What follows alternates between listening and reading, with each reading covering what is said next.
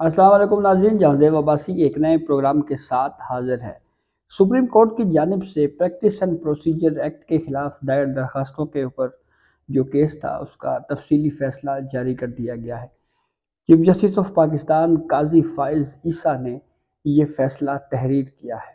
اس فیصلے میں chief justice قاضی فائز عیسیٰ نے اگر ہم کہیں تو ہلکی کلاس بھی لی ہے سابق چیف جسٹس عمر عطا بندیال صاحب کی، کہ کس طرح سے جناب وہ ان درخواستوں کے اوپر اعتراضات تھے، ان اعتراضات کا جائزہ تک نہیں لیا۔ اس 8 رکنی بینچ نے جو عمر عطا بندیال کی سربراہی میں یہ کیس سنتا رہا، اور پھر اس کے بعد یہ کہا 8 جون کو کہ ہم جولائی میں اس کیس کو فکس کریں گے۔ جولائی کو بھی اس کیس کو فکس کیا، اگست کو بھی فکس نہیں کیا۔ یعنی مقصد وہی تھا کہ پریکٹس اینڈ پروسیجر قانون کو سسپینڈ کر دیا جائے، اور پھر اس کے بعد جو ہے وہ سلسلہ اسی طرح آگے چلایا جائے اور ریٹائرمنٹ کی ڈیٹ آ جائے۔ یعنی انڈائریکٹلی وہ ڈنگ ٹو پاؤ پالیسی تھی شاید تو، لیکن کچھ اہم آبزرویشن ضرور اس فیصلے میں دی گئی ہیں، وہ آپ سے شیئر کرتے ہیں۔ اور پھر جسٹس یحییٰ آفریدی صاحب کا ایک نوٹ بھی ہے، وہ بھی بڑا دلچسپ ہے، اس پہ ذرا آپ سے وہ بھی شیئر کریں گے۔ تو اس فیصلے میں چیف جسٹس قاضی فائز عیسیٰ نے جو فیصلہ تحریر کیا ہے، اس میں وہ یہ کہتے ہیں کہ پریکٹس اینڈ پروسیجر ایکٹ سے پارلیمنٹ نے سپریم کورٹ کو نیچا نہیں دکھایا، نہ ہی عدلیہ کی خود مختاری متاثر ہوئی ہے، بلکہ عدلیہ پریکٹس اینڈ پروسیجر ایکٹ کی وجہ سے مزید مضبوط بھی ہوئی اور زیادہ خود مختار بھی ہوئی۔ یہ آرگیومنٹ تھا جب پریکٹس اینڈ پروسیجر ایکٹ کو چیلنج کیا گیا۔ جو درخواست گزاران تھے ان کے اوپر بھی سوالات اٹھائے جاتے رہے کہ وہ پراکسی پٹیشنرز تھے، تو اب اس پہ بھی یہ اعتراض تھا جناب کہ یہ عدلیہ کو نیچا دکھایا گیا ہے، خود مختاری کمپرومائز ہو گئی ہے۔ تو سپریم کورٹ نے ان تمام آرگیومنٹس کو رد کیا، مسترد کیا۔ پھر اس فیصلے میں مزید کہا گیا ہے جی کہ اس ایکٹ سے انصاف تک رسائی میں آسانی آئی ہے۔ 22 صفحات پر مشتمل اس فیصلے میں چیف جسٹس قاضی فائز عیسیٰ مزید کہتے ہیں کہ پارلیمنٹ سپریم کورٹ کو ریگولیٹ کرنے کا اختیار رکھتا ہے۔ اسلام اور پوری دنیا میں کسی فیصلے کے خلاف اپیل کا حق حاصل ہوتا ہے۔ پارلیمنٹ کے بنائے گئے پریکٹس اینڈ پروسیجر ایکٹ میں کسی طور پر بھی آئینی خلاف ورزی نہیں کی گئی، اور پریکٹس اینڈ پروسیجر ایکٹ کے ذریعے نہ پارلیمنٹ نے سپریم کورٹ کو نیچا دکھایا اور نہ ہی عدلیہ کی خود مختاری متاثر ہوئی۔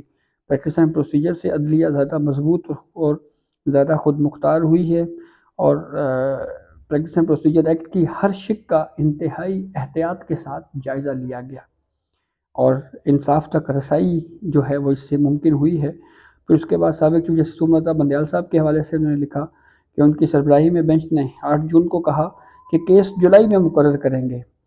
جولائی اور اگست 2 ماہ مزید کیس سماعت کے لیے مقرر نہ ہوا، 2 ماہ تک کیس سماعت کے لیے مقرر ہی نہ ہو سکا۔ پریکٹس اینڈ پروسیجر ایکٹ کے خلاف دائر کی گئی تمام درخواستوں پر رجسٹرار آفس نے اعتراضات لگائے، لیکن جب یہ کیس 8 رکنی بینچ سن رہا تھا اس وقت تو جناب وہ تو پریکٹس اینڈ پروسیجر والا معاملہ جو ہے وہ اس میں رجسٹرار آفس کے اعتراضات پہ غور ہی نہیں کیا گیا، وہ معاملہ زیر بحث ہی نہیں لایا گیا۔ پھر اس میں ماسٹر آف دی روسٹر کا جو کانسیپٹ ہے جی، master of roster chief justice of Pakistan ہی ہے۔ اعجاز الحسن صاحب جسٹس اور جسٹس منیب اختر صاحب فیصلوں پہ فیصلے لکھ لے رہے کہ ماسٹر آف روسٹر جو ہے وہ چیف جسٹس آف پاکستان ہے۔ تو اس کانسیپٹ کو تحریری فیصلے میں بھی چیف جسٹس قاضی فائز عیسیٰ نے جو ہے وہ نہ صرف اس کو رد کیا، مسترد کیا، بلکہ اس کے ساتھ ساتھ قاضی فائز عیسیٰ صاحب نے یہ بھی کہا ہے کہ یہ جو لفظ ماسٹر ہوتا ہے نا، یہ عکاسی کرتا ہے غلامانہ دور کی، کہ جیسے کوئی غلامی کا دور ہے، اور یہ غلامی کی حوصلہ شکنی یا ممانعت ہے آئین پاکستان میں بھی۔ اور پھر اس کے بعد انہوں نے یہ بھی کہا جی کہ شفاف ٹرائل کے اصول کے تحت عدالتیں آئین و قانون کے تحت فیصلے کرنے کے پابند ہیں، ہر جج حلف کے تحت قانون کے مطابق فیصلے کرنے کے پابند ہے۔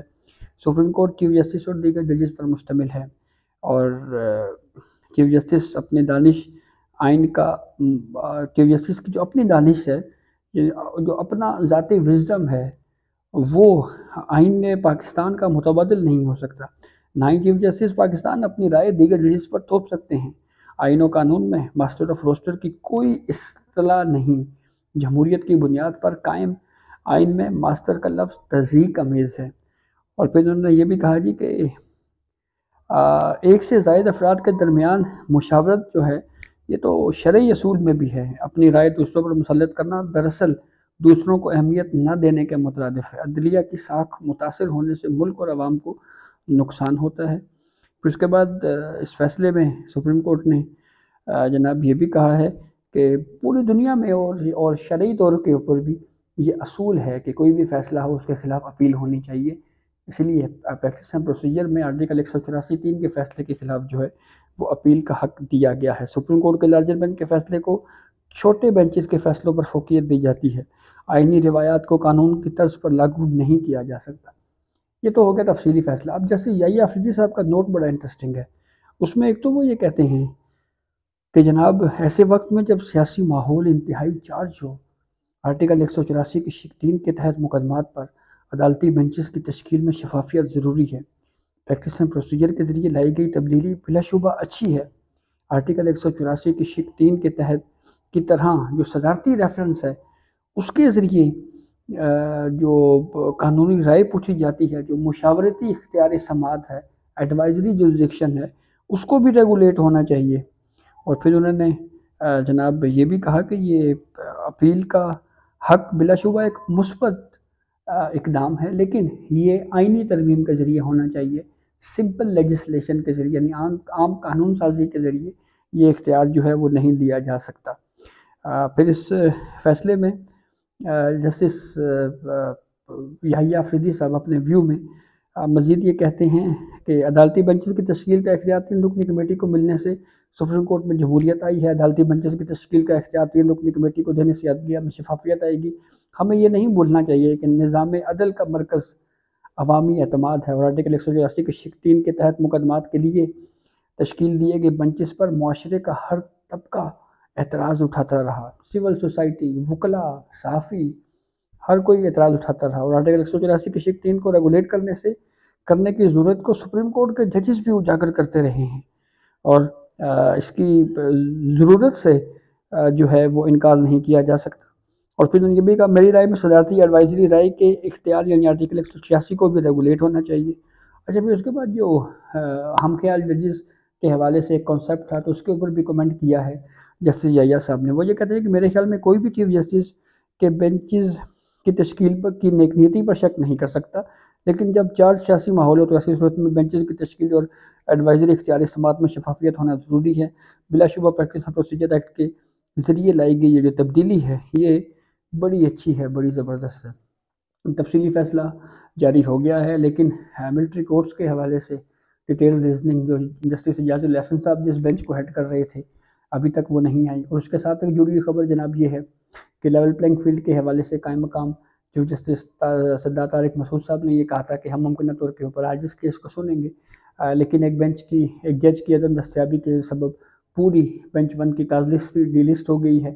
سپریم کورٹ میں ایک ہی بینچ ہے، جسٹس سردار طارق مسعود صاحب اور جسٹس اطہر منیلا صاحب کا، تو ممکنہ طور کے اوپر ایک بینچ کے رکن کے بارے میں کہا جا رہا ہے کہ وہ خرابی صحت کے سبب جو ہے وہ بینچ کنٹینیو نہیں کر سکا۔ آج ہم نے دیکھا کل کہ جسٹس سردار طارق مسعود صاحب بینچ کو ہیڈ کر رہے تھے تو اس وقت بھی ان کی آواز میں لگا کہ شاید جو سیزنل فلو چل رہا ہے وہ بھی اس کے متاثرہ ہیں، تو خرابی صحت کے سبب ممکنہ طور کے اوپر یہ کیس جو ہیں وہ ڈی لسٹ کیے گئے ہیں۔ تو یہ اب تک کی اپڈیٹ تھی جسے ہم نے آپ کو آگاہ کیا۔ بہت شکریہ۔